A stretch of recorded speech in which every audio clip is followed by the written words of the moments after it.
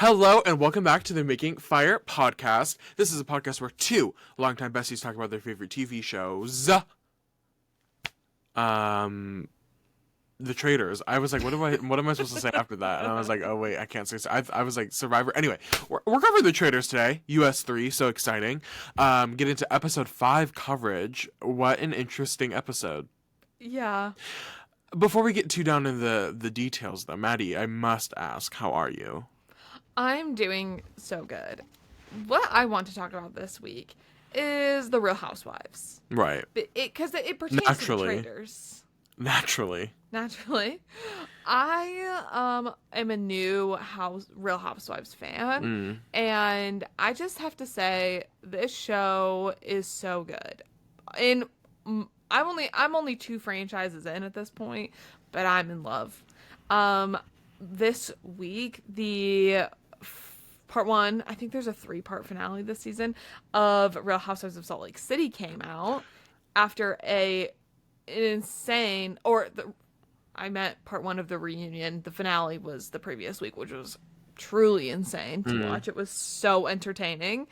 And I've also gotten into the original Real Housewives of New York City, which is just so good. I love these women. They're so funny. I love what is one of their entry lines is, what was it? What, her name's Luann, she's a countess. She's like, I love being privileged, basically. Like what she says. And they're just so funny. I love the drama. I love how silly it is. And I love the friendships within it. Sometimes those friendships, things turn nasty, but it's always entertaining, frankly. And I know a lot of people watch Real Housewives, but not a lot of people that I know in my personal life are into it. Only I have like 1 or 2 friends that watch, and I just need more people in my life personally to get into it because it's just so good. And if you like reality TV and drama and arguments and everything, imagine that, but like when they go on trips together and they're like fully focused on each other, it just creates the best mix of things. So anyways, I would recommend, personally, I would watch Real Housewives. I'd rather try to get in focus. I need everyone to clock into Real Housewives of Salt Lake City, first of all, because that show is iconic from start to finish. It's not finished, but from start to present day. And I need more people to talk to about it because I have big opinions and I love sharing them. That's why I have this podcast. Anyways. I've been hearing great things about the Housewives. The Salt Lake City reunion has been all over my Twitter, and I'm not even in the Housewives sort of realm like that. But I've been seeing Bronwyn and Linda Lisa fighting, and I'm like, what is this about? Bronwyn and Baby Gorgeous are at each other's throats. Right. In a lot of ways. And you know what I have to say about that is Lisa has long time been my favorite housewife. She has no filter. She's so funny. Very iconic lines come from her.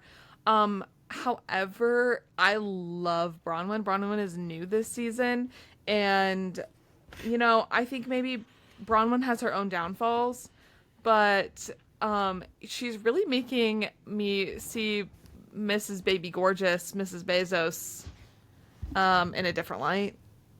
It's kind of hard to watch. But I'm really looking forward to the next episodes of this reunion because I think it's just going to get crazier. And crazier. And I'm excited. Slay. I'm not ready for this season to end. It's just been great episode after great episode. So I'll give you more time to watch some of the other Housewives. And maybe next season when we do Traitors coverage again, you can. You think it's time, a Salt Lake City girl in the castle? I need a Real Housewives of Salt Lake City woman in the castle. I think Lisa would be so good, but Mary Cosby, cult leader, married to her step-grandfather, that's how crazy this show is. She has no filter. She tells everyone like it is sometimes. Sometimes it's not very nice, and not funny, but a lot of times it is amazing. She would be funny. I also think Miss Heather Gay would be good on What'd you call her? Traitors. Her last name is Gay. Right. I Anyways, sort of. oh, Are you gonna ask me a yeah. question? Oh, well, what were you gonna say? I was gonna say, sort of speaking of saying gay, I sort of said the F slur last night at dinner out loud, and the lady behind me apparently looked at me. Wow. My sibling was sitting across me, and apparently the lady sort of in the booth behind me went, she she had to make sure someone wasn't getting hate crimes. and then she saw the mullet, and she went, "Great, got it." She turned right back around. Yeah, She she said, did. "That's okay." Yeah. Anyways, how are you? I'm doing so great. Thank you for asking. If you've been a long-time listener of the pod, you would sort of know. I'm sure I talked about it over the summer. My infatuation with tennis. Mm-hmm. Sort of. Okay, so I played a little bit of tennis over the summer. Not well, but my sibling. Oh my God, this is like three mentions already. This episode. So my sibling Ron and I got into it as a way to sort of get outside, enjoy the summer day while not. It's not too much of a workout.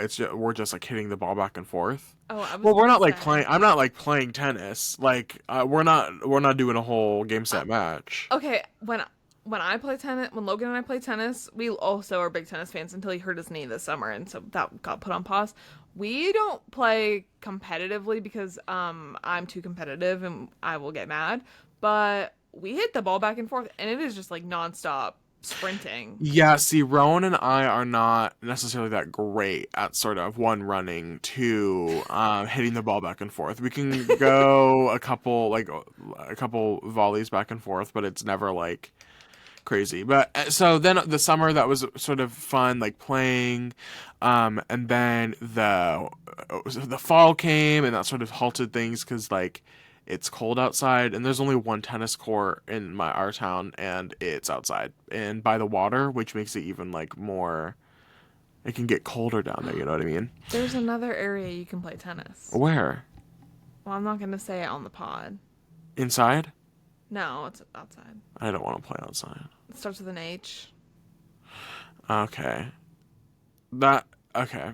Anyway, not to dox where we live, but anyways, so then I started getting tennis TikToks on my For You page.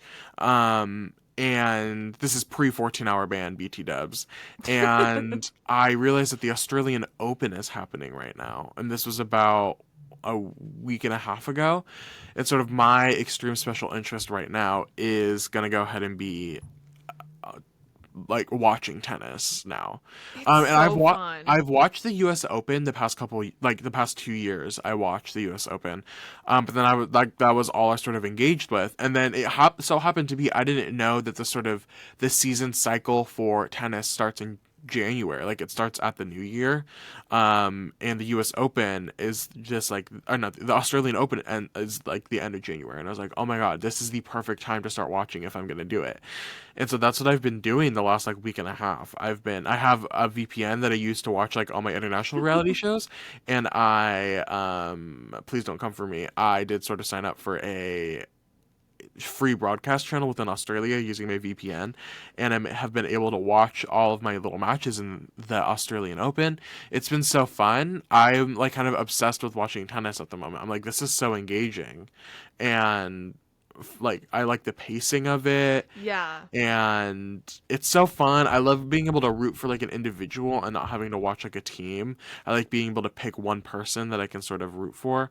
Um, and I've sort of been following along the same people. Nobody that I was like following along with like a week and a half ago is still remaining in the competition, but it's been fun just watching. And like now at this point, when all of my faves got knocked out, I was like, oh well, now I can just. At this point I've spent so much time watching that I kind of want to see it through and see who ends up winning. Yeah.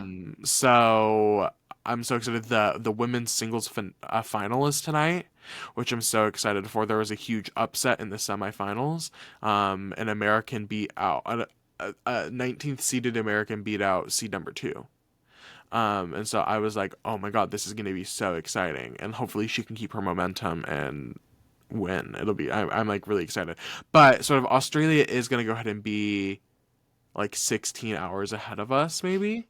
So I Yeah. have been staying up a little late as of recent to sort of watch these things because it's also sort of slow season at my work right now. So I have not been working a lot of hours because we don't have hours to give. So I'm like, what can I do with my time?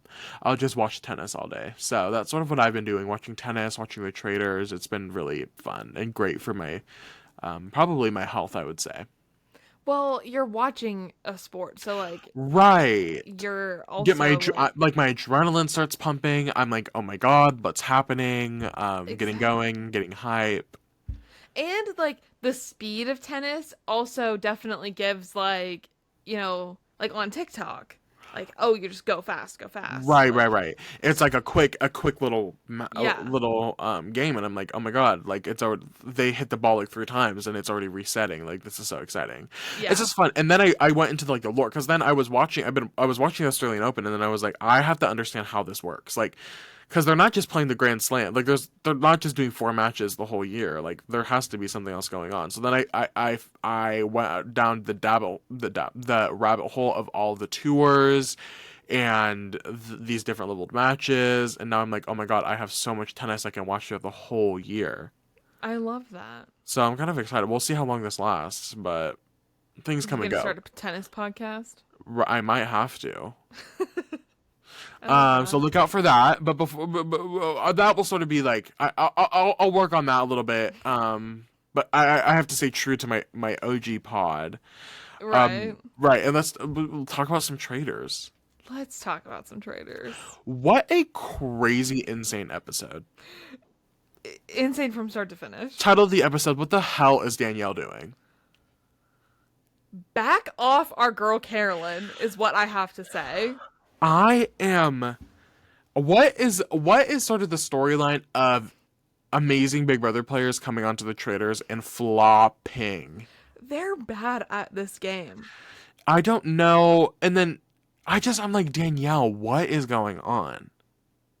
This is not. If you were to tell me, even if she was a faithful, if you were to tell me that Danielle would be playing one of the worst games of the season, I would not have believed you 2 weeks ago. That would have gagged me. I do not in any way understand any move she ever makes.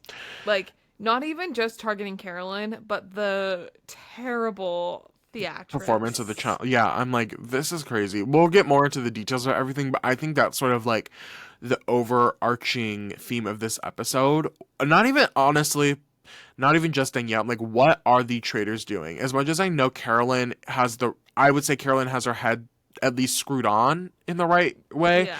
I'm like, Carolyn herself is still, and not necessarily her fault. Like, put an asterisk against the Traders game this season because I do think Carolyn would be playing a better game if she was with different people. Yeah. But she is sort of a product of her environment that all three of them are sort of floundering. But then it doesn't even matter because the faithful have no idea what the fuck is going on. No. And I want to say in Carolyn's defense, at least from what we're seeing in the conversations with Boston Rob and Danielle and Carolyn, it feels like she's getting shut down every time.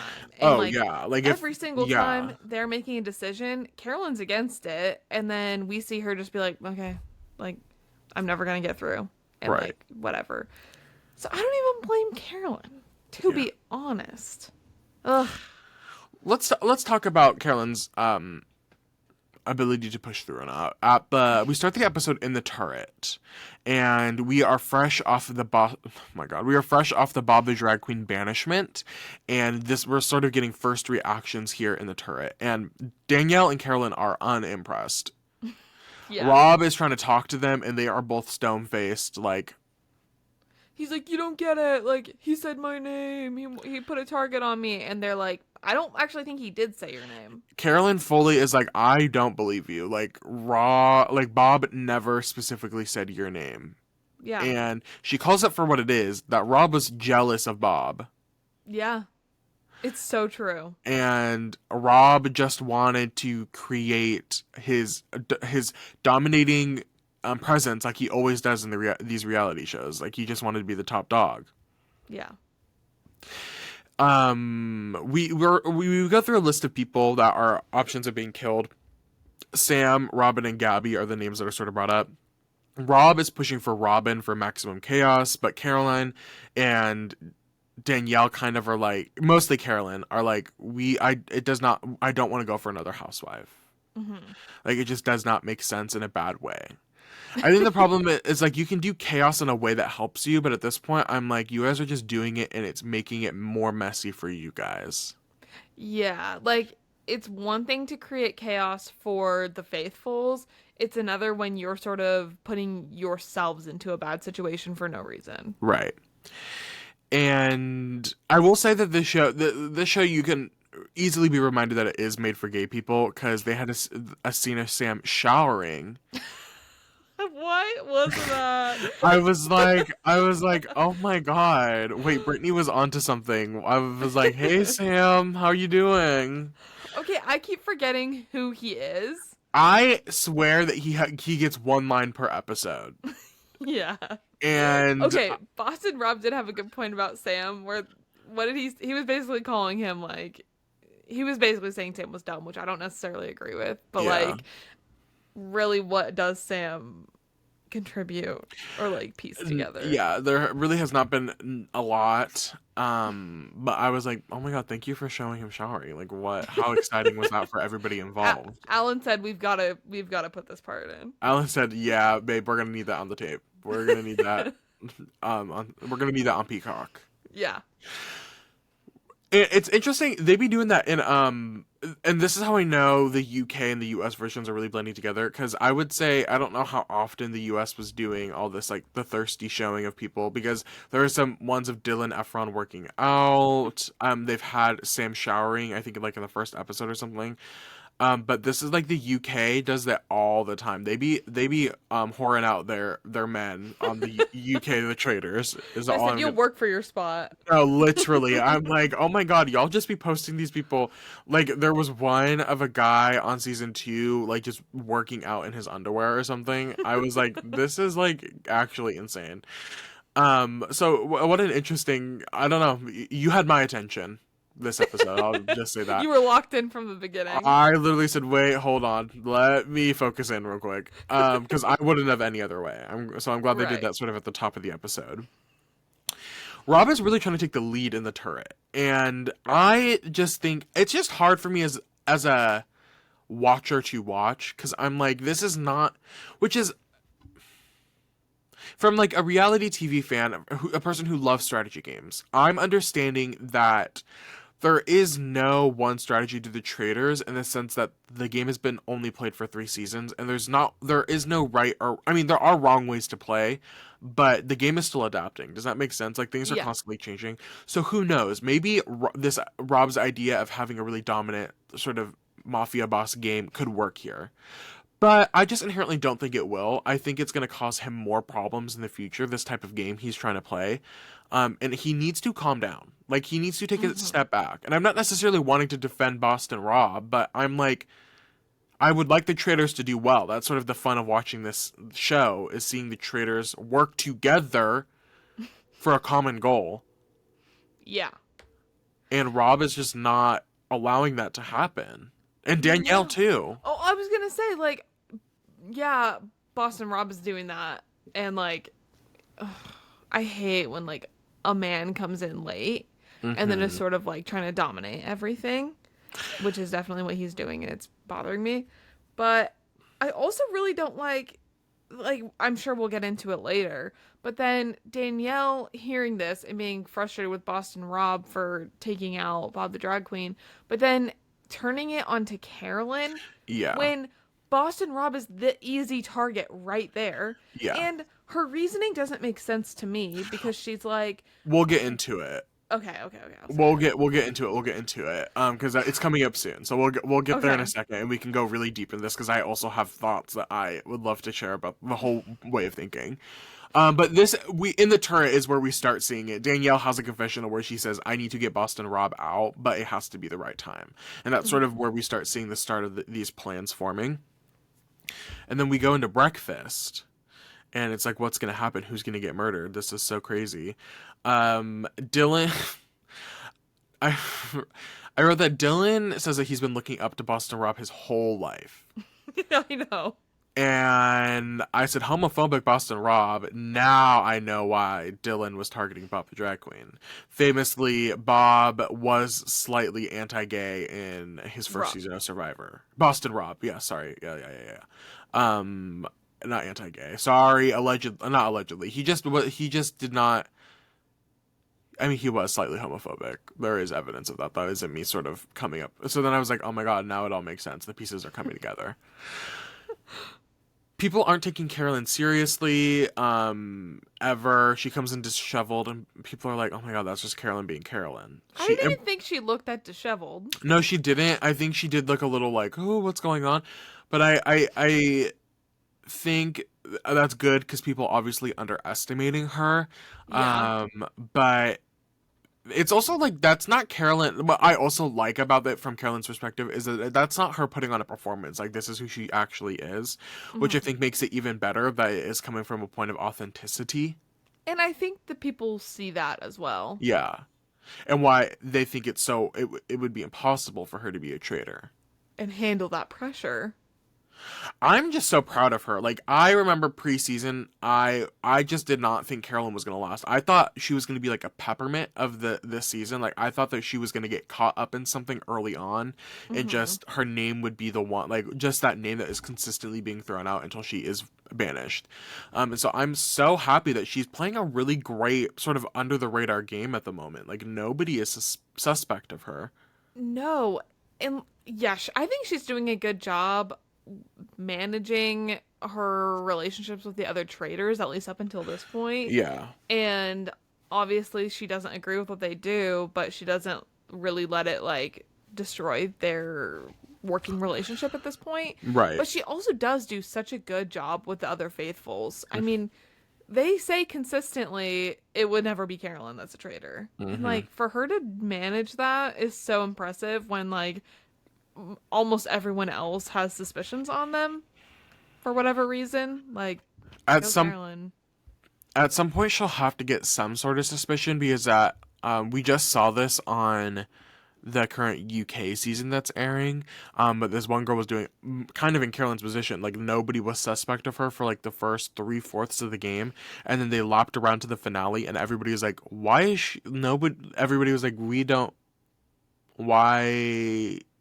She would be perfect because Like she we've aloof person to take out she's had no sus on her the whole season. and not like Um, throwing it around. Right. So Carolyn at some point does but I think she could go a little bit without Yeah. that pressure on her. But interesting to think about. They killed Robin, another housewife down. Yeah. It's annoying for me to watch because obviously this was Boston Rob's preferred like plan, and I'm like, why are we? Why are we letting him take the lead on this after he just took the lead Right. on getting out one of us? That's what I just wrote. I'm like, Boston Rob, he just took, you got, basically are letting it happen. Yeah. He just, Danielle is letting it happen. yes, because Carolyn has been pushing back, and Danielle, like, yeah. Um, but I'm like, you guys just saw him lead the round table. Why are we letting him take control of the turret? It doesn't make any sense. Like, there needs to be some give and take in a game of the Yeah. traders. Yeah. So just interesting. It's hard to watch, and I was really liking Robin's role in this season. Yeah. I I did think too. she was. It was very.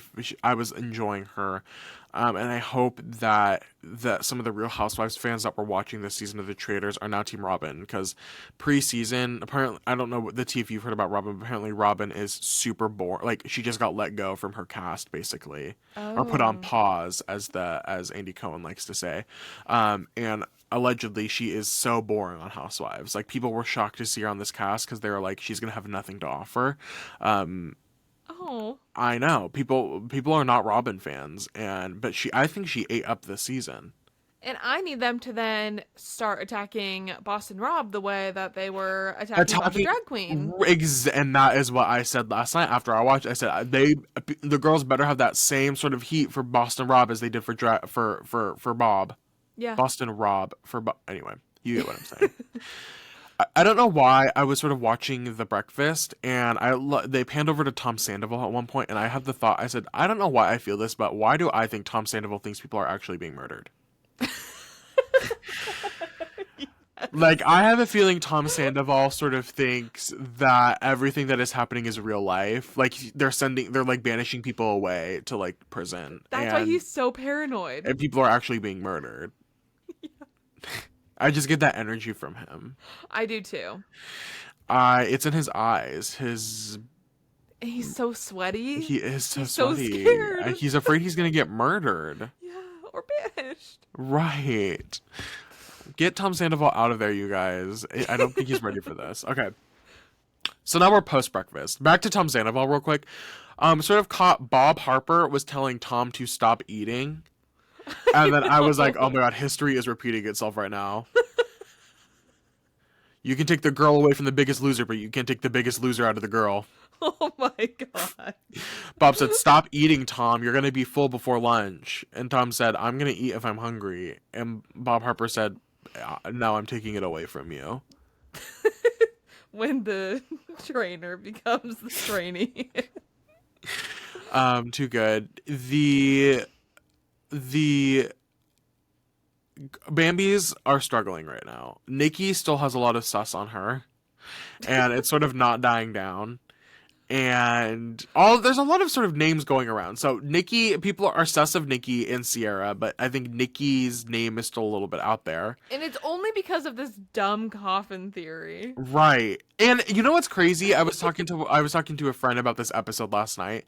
That I was like, this sort of was Bob's plan. Bob the drag queen's plan was that we want to do maximum chaos, and by putting these people in these spots, it will create suspicion on them. Yeah. And it's working so well to the point where I'm so frustrated. Like, and it's weird because like, obviously it's kind of, the show is set up for you to want to root for the traitors. Like, you want the traitors to succeed. But I'm watching this, I'm like, ooh, the faithful are pissing me off. Why are you guys letting this work on you right now? Like, is next episode gonna be a witch hunt for Sierra because she's the final person left from the coffin? And that's what at the end of the round table, like, spoiler alert, Sierra doesn't end up getting voted out. Nikki ends up getting voted out, but Sierra's like, oh my god, like, I'm next. There's no way I'm gonna survive either because she's definitely not gonna get murdered. She has a shield, but she was like, I'm going to be banished tomorrow. Yeah. Which is insane, I feel like. And it worked so great for the traitors, but the traitors are burning down internally, so it really doesn't even matter that this plan is working because the traitors can't figure out what the next step is. Because they're so focused on killing themselves. Like, instead of letting the traitors or the faithfuls like figure them out work for them. And it was pissing me off because I know if you did not have Boston Rob, and I like, Danielle isn't helping either, but I think Boston Rob is the biggest issue in this because I don't think Danielle would be so on edge with the traitors if Boston Rob wasn't there. Number one, and two, this is just the game Boston Rob plays. Is Boston Rob plays for himself and is going to get people out even if they are on his side if they turn against him, and it just doesn't. I'm like, obviously, like, the traitors, at the end of the day, if you're a traitor, you want to be the last traitor standing. Like, you would realistically want to be standing by yourself because then you get there's more benefit for you. You get more money. Mm-hmm. But it's so early in the game to, like, okay, we'll get into it in a second. I'm just like, this is just not, Danielle and Rob's way of thinking are not great. But we'll get into it in 1 second. Ivar goes to Rob and tells him that Wes brought up his name last night. Mm-hmm. And I said, Ivar, STFU, I hate gay people. And this is what I said last episode when I said, okay, you put gay people on the cast, but do you put gay people who are for gay people? Does that make sense? Right. Yeah. Like, I was thinking about this. Jeremy from Survivor, who was on this season, died last episode. Jeremy is kind of written for the girls and the gays, low-key. Like, one thing Jeremy always does is he always works with the girls, and he plays the game for the girls and the gays. Lord Ivar is gay, but he's not playing for the gays right now. No. Like, I'm like, what are you doing? Why are we throwing Wes under the bus? Yeah, it makes no sense. And, like, Why would Ivar not be sus of Rob? Why would you leave that conversation with? You're right. Why would you leave that conversation with Wes and feel more trusted in like Rob? Yeah. Yeah, it doesn't make sense. I was like, this is so hard to watch. And then Rob goes to talk to Wes about it. And Wes is standing 10 toes down, my gaslighting king. He was like, I mean, I didn't say that you were like bad or like I didn't say XYZ, but and I then was like hyping you up. right, like I was hyping you up that it was such a great move, blah blah blah. It wasn't a great playoff, but I was like, yes, King, don't admit your lies, don't admit your faults. Like dig yourself a deeper hole, whatever you want to do. Yeah. It's I don't think it was great for Rob to confront Wes like this. Like I think he should have just let it be in the air. Because now, if I'm what, obviously we see Wes is, I think has a confessional after this interaction and is like, I'm like 90, excuse me, I'm like 90% sure that Rob is a traitor now. If we've learned anything, it's that Boston Rob cannot handle his name, not even just be thrown out there, but like his general presence. Like he gets so on defense. And that should have like that would be the biggest red flag to Wes Right. of like, oh, he just heard about this and now he's like confronting me. Right. I think that's a great point that Boston Rob's defensiveness doesn't work good in the game like Traders because I think you just naturally garner suspicion in the Traders. And in a game like Survivor where you can sort of track evidence to Hmm. help prove your point. Like you can track back conversations, you can have leverage over people through relationships, if that makes sense. Like there's a lot more controlled variables that Boston Rob in a game like Survivor can't have his hands on. Hmm. Where in the Traders, it's just like everything, like you have to take everything with a grain of salt. That even if your name is out there, know that it's out there the likelihood of your name being out there because something actually happened is not very high. Like the odds that your name are out there is more likely if you make a reaction in the car. Like your name is more likely Exactly. to come up in a way that is not inherently damning, if that makes sense. Yeah. Like that would be Boston Rob's biggest flaw is just taking everything so personal. I'm like, it's not like people are just it's theories. People are throwing theories around, and Yeah. you inherently don't look like a faithful if you're not engaging with people's theories. Exactly. So it's just hard. I'm like, why are you're so defensive? Too defensive. Rob wants to keep Carolyn close because he feels that Carolyn will help get him to the end and help sort of throw people off his scent a little bit Hmm. if he's able to ally with a close traitor. Carolyn herself feels a little sus about this, especially after what he just did to to Bob the drag queen. Oh yeah, I wouldn't trust anything that comes out of his mouth. He dug this hole for himself. I think he Carolyn and Danielle are better than me because I inherently all my trust for Boston Rob would have been thrown out the window. Oh, gone. Like Yeah. I would have had no faith in you. So that's really interesting. She then goes up to Danny and tells Danielle that, hey, Boston Rob is sort of talking to me like this. But I feel like it's beneficial for us to work together.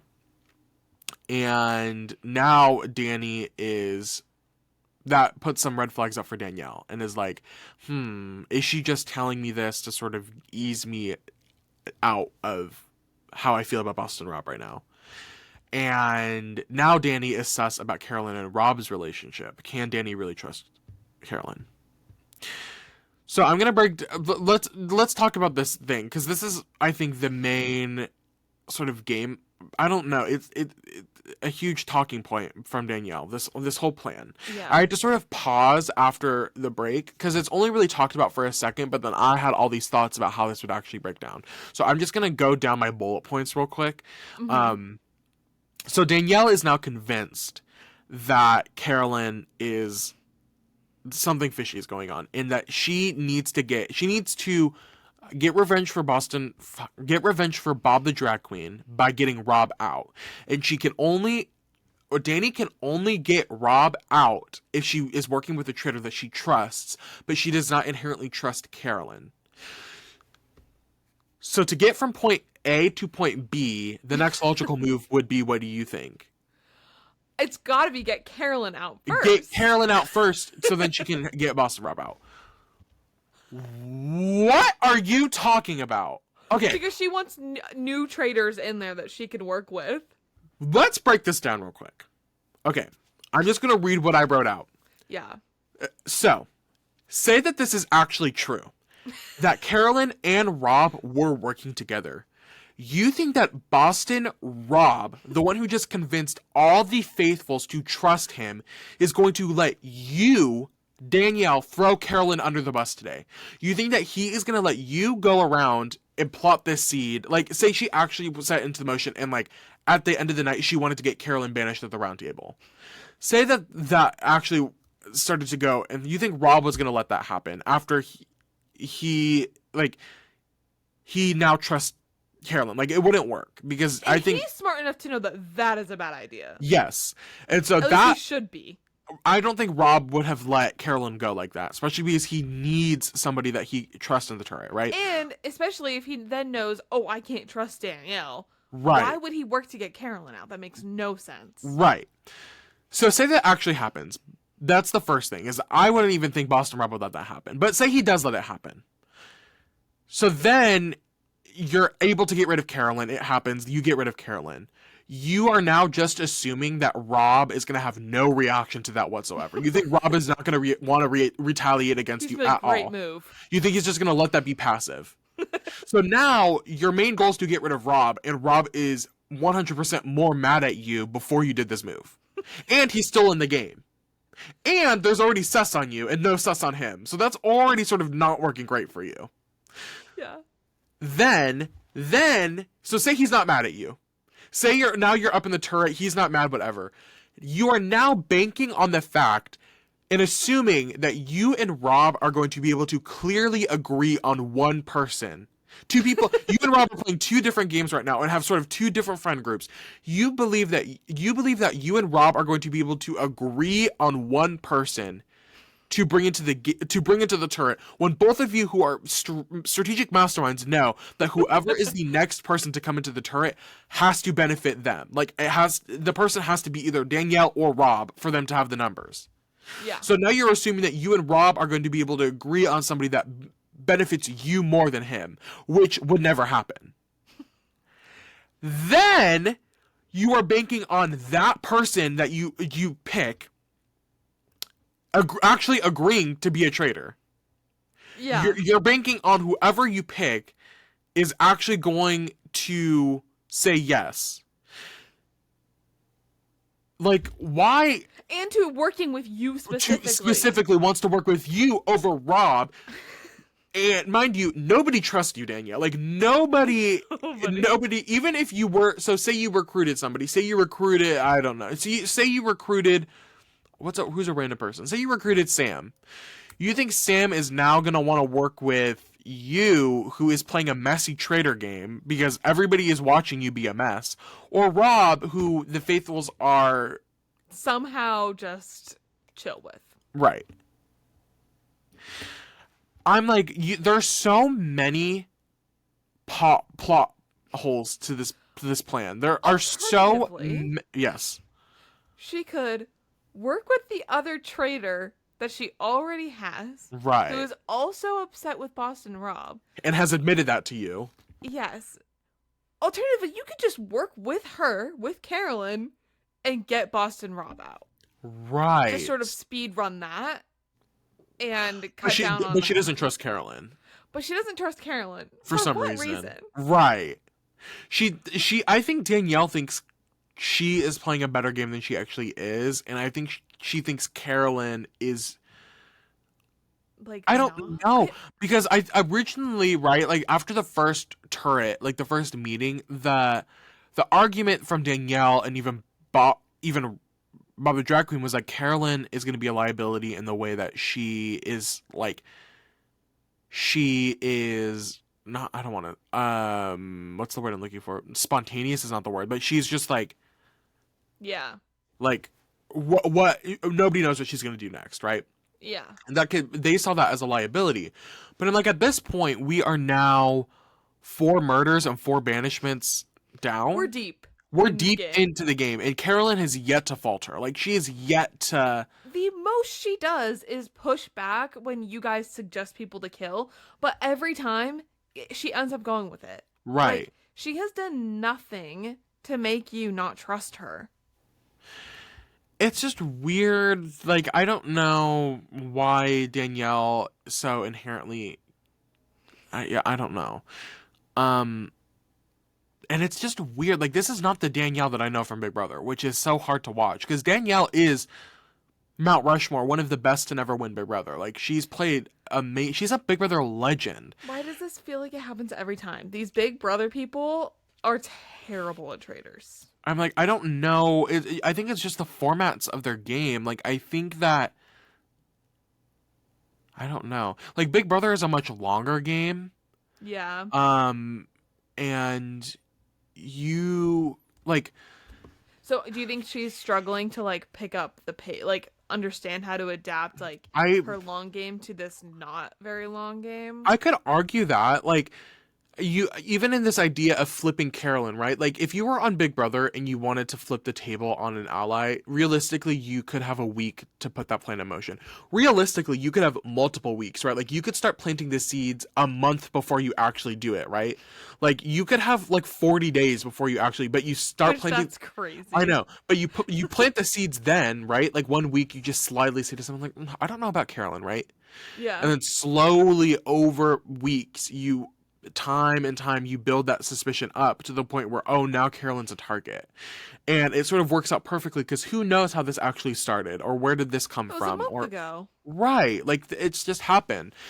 But even then, like, you see it all the time in Big Brother how a vote could change like 3 times over a week, 3 or 4 times over a week, just depending on how things shake up, right? So I just think it's hard going from that To a day. to less than 24 hours. Like, everything is happening within the span of 12 hours, and there's not a lot of time to sort of talk and develop things and develop relationships, because I think that's where Danielle works best, in the way that she's able to develop relationships with people. And it's just a different way to have to develop relationships. And then there's a whole lot of meta stuff going on, of people that know each other. Like, it's just a different game, and I think that's something that these reality stars, these gamers, need to understand coming into it, is that you have to be able to adapt to what's going on, because you're not playing the same game. You can't play, like, all the way back to week 1, where Danielle and Carolyn first have their first tiff, where Danielle is like, I need to plan 12 steps ahead, and Carolyn's like, you just can't do that. Yeah. Carolyn's right. Like, you really, like, Big Brother, you can sort of do a blueprint of how you want things to, like, pan out. But you can't, because who knows what's going to happen in the Traitors, and things change all the time. What the faithfuls are going to do to themselves. Right. There's so many uncontrolled variables in the Traitors where you can have a little bit more control of what's going on in a game like Survivor or Big Brother. Yeah. And it's different because on Survivor, at least, like, I don't watch Big Brother, but on Survivor, it's not like there's these people that are like spies. Right. Like, people that know, that inherently are given more information than you will ever get. Yes, and that you are like specifically trying to figure out who it is. That's like, just not. Just such a different. It's a different game. Yeah. Yeah. So it's there. It's hard to watch, but I was watching her say this, and I was so confused. I was like, where did this come from? How did you come up with this idea? I truly don't get it. And it's not like this is the only crazy thing she does. Like, this episode, I was like, wow. I was cringe. We'll get to the challenge in a second. I was cringing watching the challenge. I was like, I cannot believe this is going on. I can't believe this is Danielle Reyes on this TV right now. Like, I'm gagged and gooped. yeah. Pre the challenge, I think they're in the car, or they're just getting yeah, I think it was in the car, maybe. It was. Rob starts planting seeds to the Bambis that Bob the Drag Queen specifically threw out Nikki's game. And Nikki sort of has a reaction to this. She's sort of shocked. Mouth agape. She's like, I cannot believe that. And I think that is primarily because Nikki was so...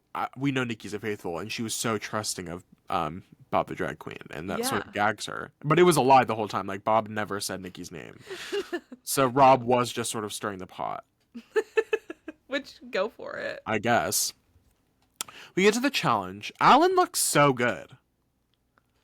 Statue of Liberty down. So cute. I was like living for it. I This love the the train headpiece. behind him. I was like, okay, I I love see it. Alan.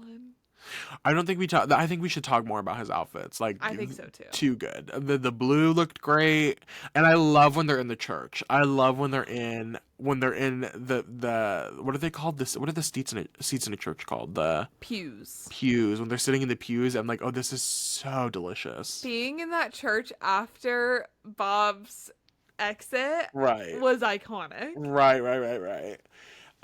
Too good. It was too good, and sort of Alan standing there in the middle, all like I was like, this is giving what it needs to This give. is God. This is oh so spectacle. Yeah. The challenge was interesting. When I love like when I break it down, I'm like, wow, these challenges are so simple. Like they can't be spending more than like an hour or two filming these things. I'm like, this challenge is like this is giving me hosting an at-home Survivor, and I need to come up with a challenge that will just be able to run so quickly. I It was kind like, of fun though. it was. So, I think actually this would be really fun for at home Survivor. right. It really works. Alan is reading riddles, and they're all sort of sitting in the pews, the front pews. And Alan reads a riddle, and they basically have there's a wall of urns behind him, and each has a word under it that is a possible answer to the riddle. And they players have to find the right answer to the riddle on the urn behind Alan, and sort of smash it on the ground, to see if they're right. Only one person can go at a time, and that person has 20 seconds to sort of complete the challenge. If they're right, sort of gold dust will come out, and they'll get money for the pot. And if they're wrong, they will eliminate themselves from competing in the challenge further, and they don't win any money. Every time someone is right with a riddle, they have the opportunity to put somebody in the position to obtain a shield. However, only two people can get shields, and throughout the mission, those pictures can be replaced, taken on and off. So whoever by the end of the end of the challenge, whoever's in those spots will win their shield. So ultimately, the strategy is you want to sort of be one of the last people to get a riddle right, because you want the opportunity to be the last person to switch out your head on the shield Yeah. the shield wall frames, whatever. That's sort of the strategy. And the challenge goes quite simple. I was like, who's writing these riddles? These riddles are so easy. So easy. And that's also giving me doing an at-home Survivor, because I usually, when I hide idols, I was like, okay, well, because in Survivor, they usually do a riddle or whatever. Mhm. And so then I was writing riddles, and I'm like, wow, riddles are really hard to come up with. Like, without, and either, one time it was so hard that nobody found it, and I had to, like, move it or something. And the other time it was so easy that I read it, and I said, go, and everybody sprinted to where it was, and they were, like, fighting for it. I was like, this is crazy. These riddles were so easy. I was like, this challenge is simple. Bob Harper gets it first and flops, and then Yeah. Tom gets one. Tom Sandoval and Derek are the first two to get riddles, and they sort of put their face up there. Mhm. So exciting for them. And Derek says, hey, like, I know this might be selfish, I'm putting mine up there, but, like, also If go you do for it, it right. for yourself. Like, Right. no pressure to put someone else's name. And that's kind of how it went for a while. Brittany has a confessional in the beginning of the challenge. Brittany is really interesting. I feel like there's definitely points where she's telling the story, but I am waiting to see more from her. I feel like she's getting a sort of like this is not an original idea. I've been hearing people say that she's getting a similar CT edit from last season, Faithful edit, where CT sort of was like under the radar, and then later in the game he sort of popped off as he was put in different positions of like power and whatnot. People are like, Brittany's giving similar energy where she's not being targeted by anybody, but people like her. So I think that'll be interesting. But she has a confessional in this challenge where she was like, why would thinking about the shields.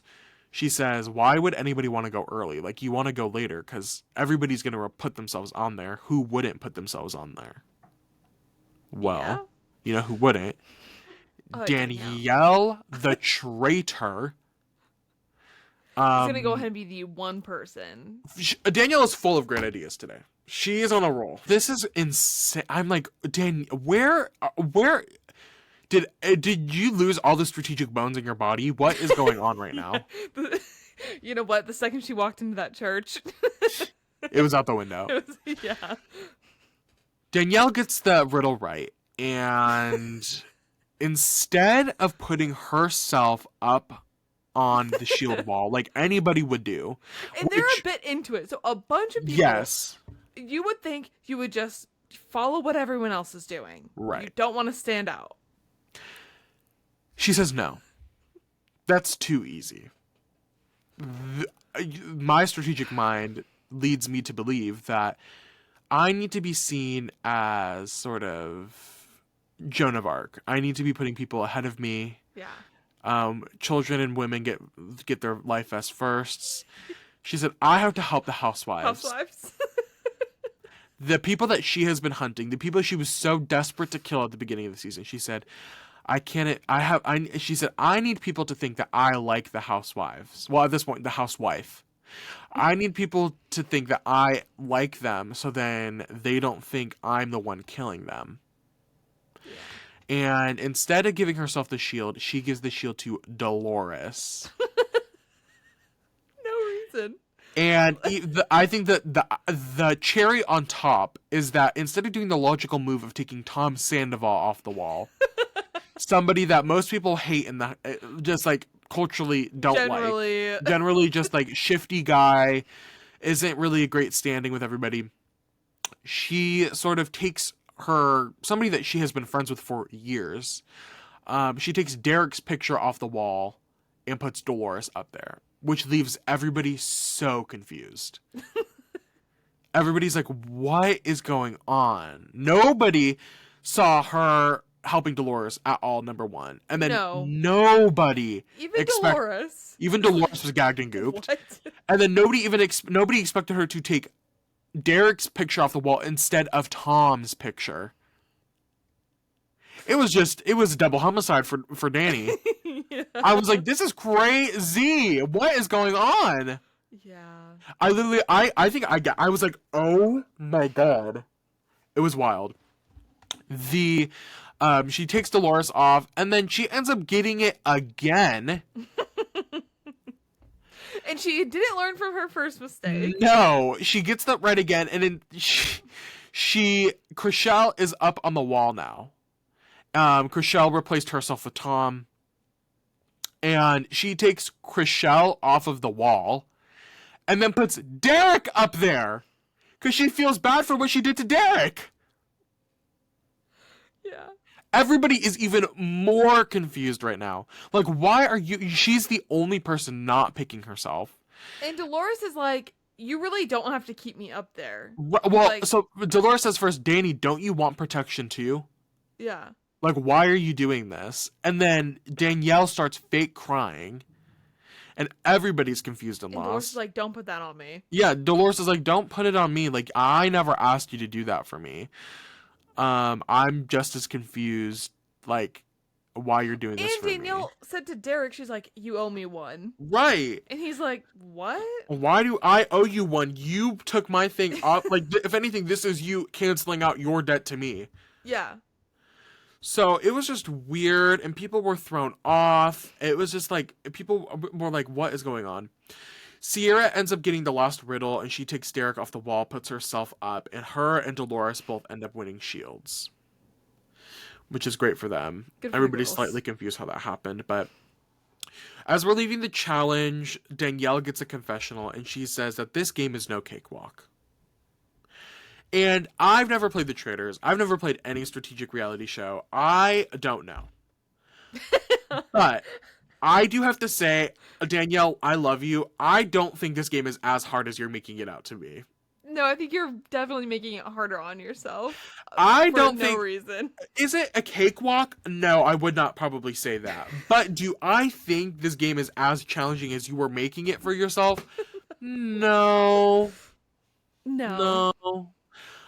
She's like, it's so hard. I'm like, I get it's difficult. But I think I think you are making parts difficult that don't need to be difficult. Yeah, Daniel, don't be afraid to blend in. Right. You know, Right. you don't need to stand out. And Right. I would argue that's kind of like the point Right. of like what you should be trying to do. So just an interesting thought point from her. Dylan and her are in the car. Well, Danielle is in the car with Wes, Ivor, and Dylan, and Danielle starts to push Carolyn because they're sort of confronting her a little bit, and they're like, it's kind of sus. And she goes, well, I've been sitting on one person's name and I haven't felt ready to share it because I was kind of hoping ready for the round table. And they're like, well, girl, you need to share it at this point because you're going to be in some hot water. And she goes, I don't trust Carolyn. The seed has been planted. Bad decision after bad decision Right. after bad decision. I'm like, this is not even the group. Like, if you're gonna tell people, you have to be very specific with who you're telling things. Yeah. And I'm like, I don't know if this is the group The randos in the car with you on the way back to the that's castle. gonna. I don't know if this is the group that's gonna sort of grab onto that theory. So, it's just interesting. We get back to the mansion, and we start the segment by Dylan is not agreeing with Danielle. Dylan is like, please, like, I don't see it. That makes no sense. And so she's already getting shut down by one person, but she instead of sort of what's the word? Instead of turning around, instead of redirecting. Thank you for the visual. I couldn't remember the word, sorry. Instead of redirecting, she sort of doubles down and goes to Brittany and says, Brittany, I don't trust Carolyn. And Carolyn's like, I don't see that at all. Like that, I've no sus on Carolyn. And Danny goes, well, she said your name. She said your name. Okay, but can I also say, Brittany's comment was like, she couldn't handle being a traitor. Right.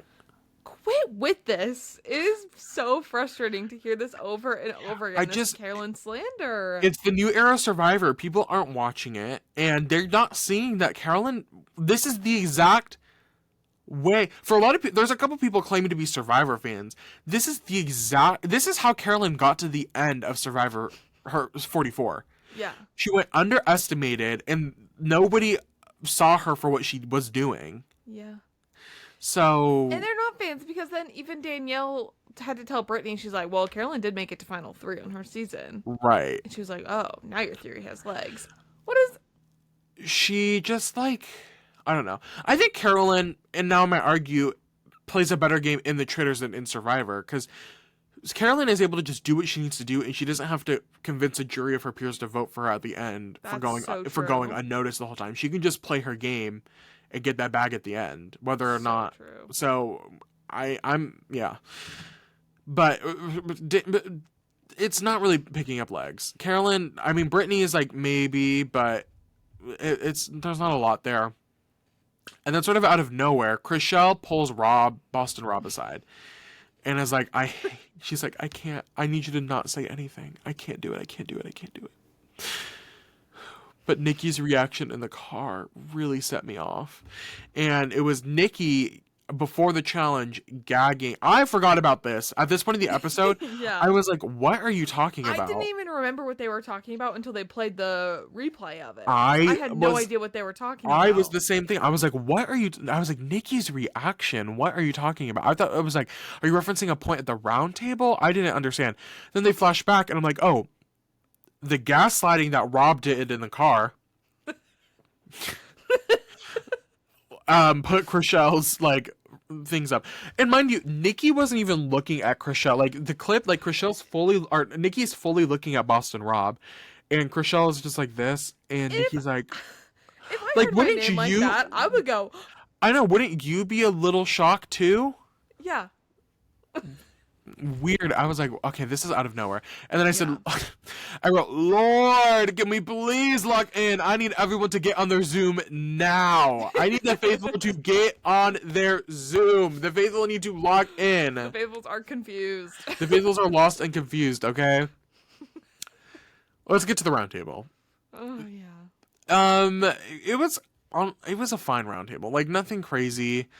Um, Ivar, just start. First of all, I'm like, Ivar, don't piss me off. You are not gonna. He's just gonna say the names that he's heard, and he's not gonna offer any nuance to that. He just puts it out there. He just says, I've heard Sierra, Nikki, and Rob's name. No nuance whatsoever. I'm like, girl, you just want the talk. This is giving Socratic seminar, and you open the conversation by like giving your thoughts on the book. Like, you're having no analytical discussion. You are just saying you're like, Yeah. okay, like this is what we all know, right? Do you Thanks. have anything else to add? No. No. Ugh. Rob quickly starts by defending himself and saying he did not want to throw random names out like Tony. Like, he didn't want to seem flustered like Tony. He wanted to wait until he was sure of what he was saying. Nikki randomly defends Rob and is like, I don't think he's a traitor. Sam, Which I would not have done if I was Nikki, I want to point out, as yeah. you being one of the you and Rob being included in that group of three. Why would you be defending someone Defending else Rob. who's on the chopping block? Right. Like, I agree. And it's giving similar energy to Bob last episode. Like, Bob, you're not going to be able to get Rob out. Rob has no. There's no legs to that. Like, you need to be No. throwing somebody under the bus that people are already suspicious of. Yeah. Nikki said that Rob is a great game player and like he wouldn't, that move was bad. Like, to get Boston Rob out was a bad move and he would like not do that if he was a traitor. Maybe great game players can make bad moves. But I would say Boston Rob like 70% of the time makes bad moves. Like, he just the moves that work just work really well. But And he not always to like his full credit. no. Like, Boston Rob has played 5 seasons of Survivor. insane, first of all. 3 of those times he went home pre-merge. One time he lost because nobody liked him, and the other time he won arguably against the most lopsided cat. Like, he was playing with the worst cast in Survivor history. Like, arguably he won because he was set up to win, right? So I'm like, Bob is not like Rob is not necessarily the catalyst of consistently great gameplay, I would argue. Also, if there's one person Jeff Probst loves, it's Boston his Rob. Boston Bob. I apparently on his podcast, Jeff said that. Oh my god, I'm sorry. You can bleep this if you need to. If Boston Rob was on Survivor 50, I would have killed myself. I'm leaving that in. I'm Because like, I don't need to see. I don't want to see him. And I can be honest. Sorry, at our heart, we are a Survivor podcast. I don't want to see any two-time Big, no. like, Boston Rob has had his time. If you were to tell me, like, after Survivor 44, I don't think I would have said, like, I want the cast to be all new era. Like, I just was like, I want people. But I'm like, for Survivor 50, I'm sorry. Make it an all new era All-Stars cast. Okay, we've already had all the, like, old big names. What more do I need to see from Boston Rob or Parvati or, like... I don't want to see them again. I could see some... I'm sorry. Oh, I like seeing them in other contexts. Right. But I don't want to see them on Survivor again.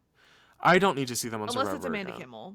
Right. Well, and see, that's what I'm like. There are people, like, I could see Amanda Kimmel come back. I could see, like, Sophie, who was on Winners at War. I could see her coming again, even though she was a winner, was on Winner at War. Like, I could see a story for her again. Our legends are, let them be legends. They have been beat to death. Right. Anyways, to get back to the moral of the story, Rob is a fun game player. Sierra defends herself. That she was in shock, and that's why it was messy after she got back from the casket. Like, she just was like And in the casket. in the casket. It was just like too much for her, which I think is understandable. And it's also a drama TV show. And Right. when you are put on a short list and you have to get into a coffin, Right. I would also be having some reactions. Right. She throws Nikki under the bus. And it ultimately ends up being Nikki versus Sierra as sort of the major conversation that's happening at the table. And you notice this round table, we're hearing a lot from people that have not spoken up a lot. Mm-hmm. Brittany talks about this sort of split in energy between Nikki and Sierra that happens. Nikki and Sierra are defending themselves. They haven't talked a ton. Sam has a comment where, and I think this is an interesting thing. Sam says that if Rob's not murdered tonight, then we should be sus of him tomorrow, basically. And then Chriselle, Chriselle. why did I write Chantel? And Chriselle ends up throwing Nikki under the bus. With the probably nail in the coffin. Right. And I'm so sorry. It was the drama of her trembling over her words, not being able to speak. She was so scared to do this. And I'm like, ooh, girl, I love a vulnerable moment. And she's just like, I can't, I don't want to do this. I And want to know more about this energy shift that she speaks of from Nikki. Right. Because, like, okay, her reaction in the car is one thing, but what do you mean you picked up on a different energy? I wrote that somewhere. I said the Bambis are crumbling. Chriselle is an energy person, and she feels Nikki's energy is off. Like, what? I'm like, I just feel like, I mean, obviously I'm not there with them. Who knows what's happening? But I'm like, I don't feel like there's been a crazy shift in Nikki's personality. No, and if anything, I just she feel like has she's been always under been like fire this. the past few days and is probably on edge. And so that probably explains her thing. Yeah. So there's a little bit of argument between Chriselle and, not Chriselle, Sierra and Nikki. And then out of nowhere, Bob Harper just like randomly clocks Boston Rob's tea. Like randomly, like was Wakes pretty up. much spot on Yeah. with the way that he clocked Boston Rob. I was like, Yeah. wow. He was like, Bob Harper opens up. He's like, not to play devil's advocate right now, but like, wouldn't it be perfect for Rob to come into this game? And I watched Rob, and he plays a dominant game, and Boston Rob is a dominant person. So like, getting him out would make sense. And I was like, you just clocked what happened to AT right now. Could you have brought that up a little bit earlier? Right. Like, could you not have sort of opened up with that? That would have been, I think, more exciting. Yeah. And that ends up not really going anywhere, and it very clearly is going to be Sierra versus Nikki this vote. They start voting, and it ends up being Nikki pretty much unanimously. I think it was interesting. I think it can be hard for Faith. Obviously, this game, I think there's more pressure playing it because you're on 24/7, like for 2 weeks straight, probably long filming days, and you're constantly doing strategy. Like, I can understand that, but I think it's always hard for me to watch Faithful sort of give up. Nikki very clearly, you can tell at some point in the round table, she just knew it wasn't going to go her way, and she just was not defending herself. She was just like, I hate when a Faithful is like, I'll let you think what you think, and y'all will just be gagged when I go up there and say I'm a traitor. I'm like, I need you to put a little bit more, because that's just not going to do it. Stay in the game. Right. And I would say Nikki was a really good person to have for the Faithful. Like, she's strong, physically and mentally. Like, I feel like she had good strategic chops. And she clearly had connections with people that are like crying over voting for her. Right. So there definitely could have been more room there for her to succeed. She just couldn't do it anymore. Out of her element. Right. She's not from a strategic world.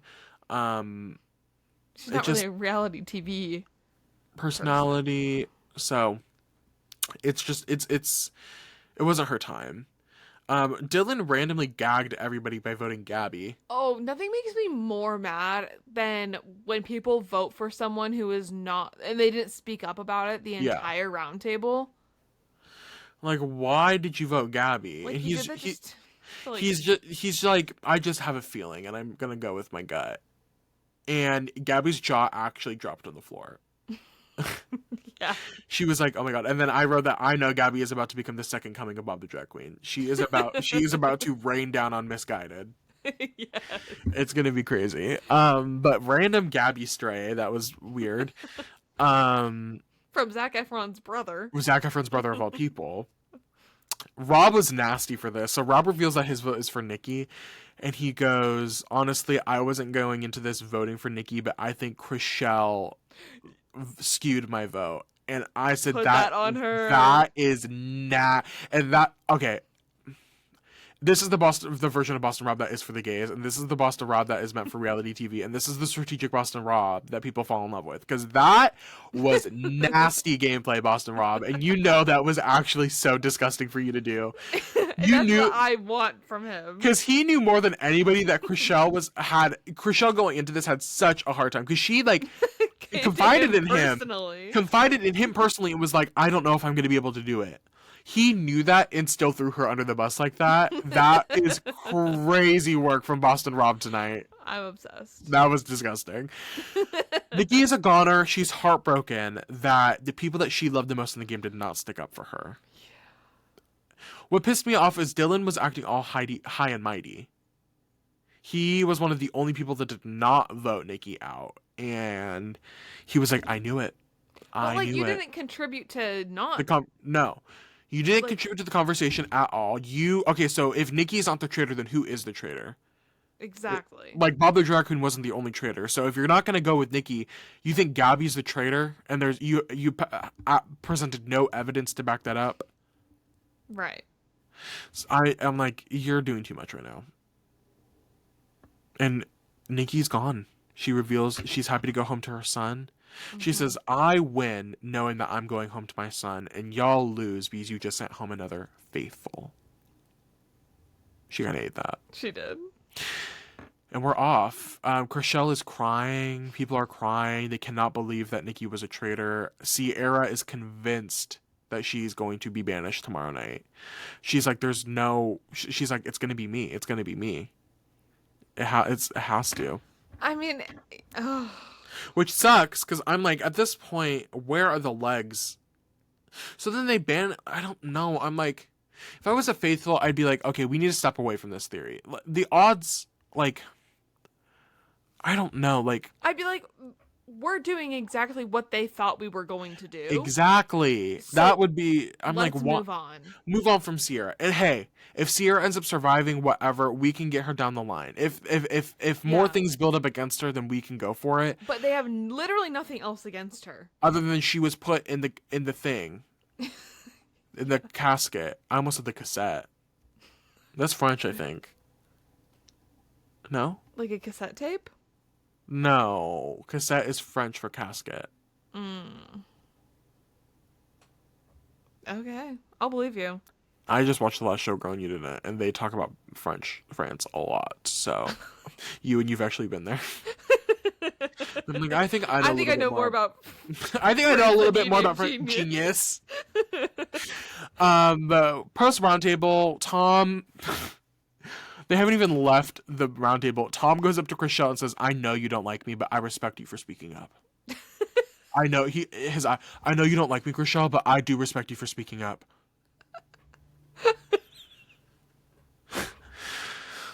Girl, ooh, he's going through something right now. It starts with the D and ends with talks. That's all I'm gonna say. That is all I'm gonna say.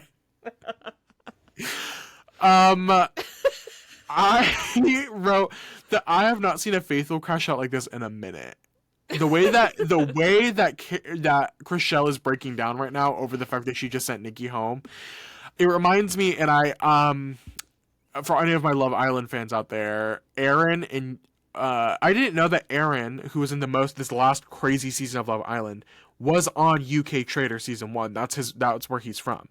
So he was on UK Trader, but it was like juxtaposition where Aaron was the villain in Love Island this season. He was very much the hero in the Traders, and he had a very huge crash out in season 1 after he accidentally voted out somebody that he trusted because everybody had convinced him that guy was a traitor, and then they voted him out, or people were coming. I don't know. He had a major crash out to the point where he got up from the round table and he went behind the scenes of the castle, and he was with production and he was having breathing problems. Oh my god. He was freaking out, and that's sort of why people started loving him, because they were like, "Oh my god, he's so vulnerable." He cares so little did we all know that he is a gaslighting liar, manipulator. That guy Gus, and he wasn't even a traitor; he was a faithful. So anyway, Chriselle's crash out right now. I'm like, this is insane. Derek and Wes are fully onto Rob. They are convinced that they are gonna have to figure something out. And then Dylan and Carolyn are sitting in the kitchen by themselves, and Dylan says, "I have to tell you something, but you can't tell anybody." And Carolyn's like, "What?" And he's like, "Danielle threw your name out to me. And others. And others." And that gagged her bad. Yeah. Carolyn is about to sweep the competition. Oh. The next round table is going to be messy. Did you see the preview? I did. Yeah. We sort of end the episode with The Carolyn being girls like, are fighting. the girls are grilling, the girls are fighting. It's gonna get messy, um, and the traitors are playing so bad. Yeah. I wrote, hold on. I had this thought last night. It was just like it was an interesting sort of bad episode. I was just like, the energy here is Rancid. crazy. My thought process was that I like leaving after finishing an episode of The Traitors. I like to feel like I'm on suspense and like I'm exhilarated. Like I love feeling excited. Like my adrenaline's pumping. Like, oh my god. I feel like I've left the last couple episodes of this season feeling frustrated and confused. Yeah. Like I'm like confused, why, and not in a fun way where I'm like, oh my god, what's gonna happen next? I'm P- confused. Like why is this happening this way? POV, you're a faithful after that roundtable. I'm frustrated and confused. Me, I go up to Tom and like, Tom, are you also frustrated and confused? Because I am frustrated and confused. Yeah. And I'm starting to think these people aren't making it out of here alive. Tom is in the middle of like a paranoia. I'm like, Tom, I think they're actually murdering people, Tom. Tom, you're gonna be murdered tonight, Tom. Tom, you're gonna be murdered. Lock your door, Tom. Tom, wake up. Tom, wake up. Tom, wake up. Tom Sandoval is the addition I needed on this cast that I was not expecting. And the thing is, we're not really getting a ton of content from him. Like he's sort of like it's just like a couple things each episode. He's much less of a character than I thought he was gonna be. We're getting the perfect amount of him. Right. Oh Right. man. Well, it's the episode. Robin was murdered at the beginning. Nikki was murdered or was banished at the end, and we're leaving this episode. The Faithfuls have no idea what's going on. Sierra is likely next to go, and the traitors are running around like chickens with their heads cut off. I'm trying to kill They each other. are trying to kill, literally chickens trying to kill each other. Like they have there's no sense of unity at all with this group. No.